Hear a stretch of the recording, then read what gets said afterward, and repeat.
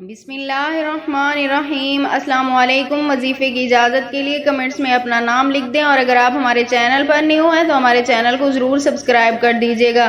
اگر آپ کی بیوی گھر میں لڑتی جھگڑتی ہے، آپ سے روٹھ جاتی ہے، ناراض ہو کر میکے چلی جاتی ہے، آپ کو پریشان کرتی ہے، ہر وقت تنگ کرتی ہے، تو آپ یہ ایک عمل کریں، انشاءاللہ تعالی آپ کی بیوی گھر میں حسن سلوک کے ساتھ رہنے لگے گی، آپ کو پریشان کرنا بھی بند کر دے گی۔ تو عمل آپ نے کچھ اس طرح کرنا ہے کہ ہر نماز کے بعد آپ نے اول آخر 3 مرتبہ درود ابراہیمی کے ساتھ درمیان میں آپ نے ایک تسبیح یا مالکو کی پڑھنی ہے، ایک تسبیح یا ودودو کی آپ نے پڑھنی ہے ہر نماز کے بعد۔